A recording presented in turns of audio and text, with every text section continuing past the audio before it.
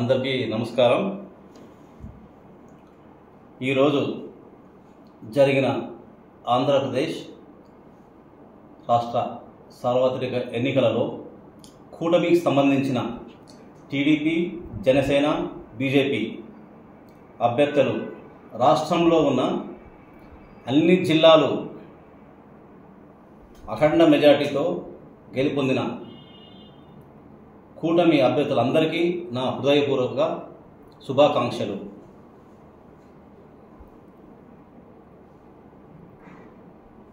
ఆంధ్ర రాష్ట్రాన్ని అభివృద్ధి పథంలో నడిపించగల శక్తి, సామర్థ్యం, ఒక విజన్ ఉన్న నాయకుడు చంద్రబాబు నాయుడు ఒక్కడనే నేను గట్టిగా మనస్ఫూర్తిగా నమ్ముతున్నాను. నేను కూడా నమ్ముతున్నా. ఈరోజు నమ్మి అఖండ మెజార్టీతో అన్ని జిల్లాలు స్వీప్ చేశాయి. అది ఈరోజు ప్రతి ఒక్క టీవీ ఛానల్ అందరూ చూస్తున్నారు, గమనిస్తున్నారు. ఒక రాష్ట్రంలో జరిగిన అరాచకానికి స్వస్తి పలికారు. అలాగే రాష్ట్రంలో సంక్షేమం, అభివృద్ధి రెండు సమానంతో అమలు చేసి రాష్ట్రాన్ని అభివృద్ధి పథంలో నడిపించగల ఒక నైజం ఉన్న నాయకుడు, శక్తి ఉన్న నాయకుడు, దమ్మున్న నాయకుడు చంద్రబాబు నాయుడు.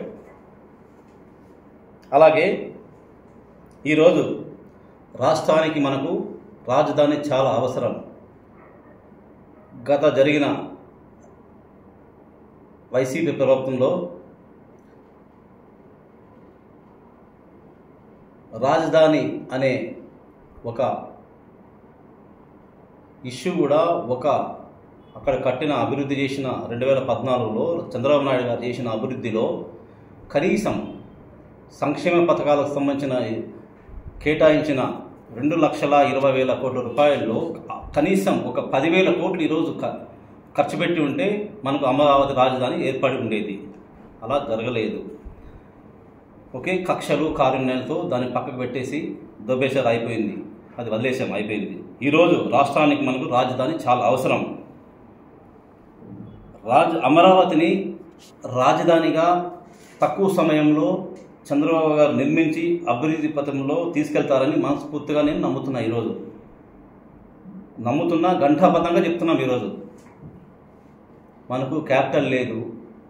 ఈరోజు చదువుకునే పిల్లలు ఎగ్జామ్స్లో కానీ పాఠశాలల్లో కానీ క్వశ్చన్ మార్క్ పెడితే ఏపీ రాజధాని ఏదంటే ఏం రాయలేకపోతున్నారు, మైనస్ పెడుతున్నారు. ఈరోజు అది గుర్తుపెట్టుకోవాలి ప్రజలు. నేను పెనుకొండ నియోజకవర్గంలో వైఎస్ఆర్ పార్టీ లీడర్గా కొనసాగుతున్నాను. వైఎస్ఆర్ పార్టీ స్థాపించిన నాటి నుంచి నేటి వరకు నాతోటి ఉన్న కార్యకర్తలు, నాతోటి అన్ని వర్గాలకు సంబంధించిన కార్యకర్తలు, లీడర్లు ఉన్నారు.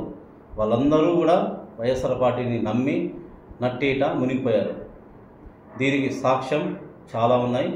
జరిగే రోజుల్లో దానికి క్లియర్ కట్గా, క్లుప్తంగా ప్రెస్లో, మీడియాలో పెట్టి క్లియర్ కట్గా తెలియజేస్తాం ఆ విషయంలో. అలాగే ఈ పార్టీలో, వైఎస్ఆర్ పార్టీలో కొనసాగుతున్నందుకు ఈరోజు సిగ్గుతో తలదించుకుంటున్నాం. ఈరోజు సిగ్గుతో అవమానాలు భరించలేక టికెట్లు ఇస్తామని మోసం చేసి డబ్బులు లక్షలు, కోట్ల రూపాయల డబ్బులు ఖర్చు పెట్టించి ఈరోజు మమ్మల్ని, మాతోటి ఉన్న నాయకులు, కార్యకర్తలు, కూలీ పని చేసుకునే వాళ్ళు కూడా మాతో తిరిగారు. అలాంటి వాళ్ళు కూడా ఈరోజు పూర్తిగా నష్టపోయారు వైఎస్ఆర్ పార్టీని నమ్ముకొని. రాష్ట్రంలో రజకులు, నేను చాకలి కులానికి సంబంధించిన వ్యక్తిని. నేను పెనుగొండ నియోజకవర్గంలో నేను ఒక రజకుడిని. రజకులు సుమారు రాష్ట్రంలో 6% ఉన్నారు. అంటే 5 కోట్ల జనాభాలో 6% అంటే దగ్గర 25 లక్షల నుంచి 30 లక్షల వరకు మా జనాభా ఉంది రాష్ట్రంలో. అంటే రజకులు ఈరోజు 6% రజకులు ఉంటే ఈ పార్టీలో కనీసం ఒక్క సీటు కూడా మాకు రజకులకి కేటాయించకుండా మమ్మల్ని అవమానించి,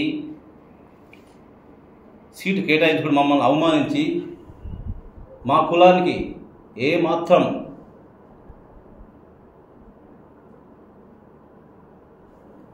సహాయం చేయకపోవడము చాలా దుర్మార్గం, అవమానకరం. అలాగే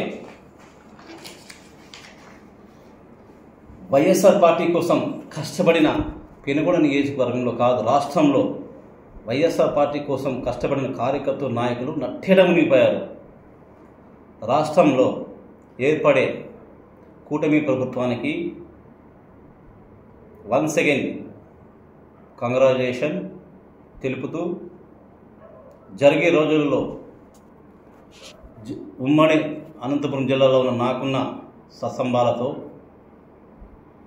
ఉమ్మడి టీడీపీ పెద్ద పెద్ద నాయకులు, ఎమ్మెల్యేలు, ఎంపీలు, రేపొద్దున మినిస్టర్ అయిపోయే నాయకులు అందరితో కలిసి నా ప్రయాణం ఖచ్చితంగా కొనసాగుతుంది. ఈ పార్టీకి ఒక నమస్కారం, వైఎస్ఆర్ పార్టీకి ఒక నమస్కారం, ఒక దండం, గుడ్ బై.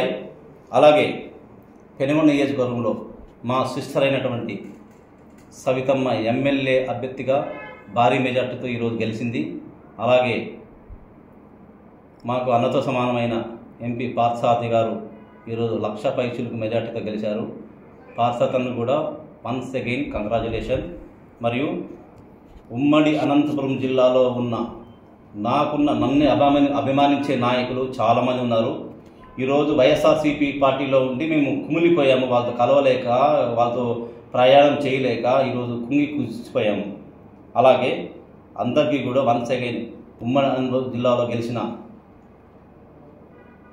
కూటమి అభ్యర్థులకి మరొకసారి శుభాకాంక్షలు తెలుపుతూ సెలవు తీసుకుంటున్నాం.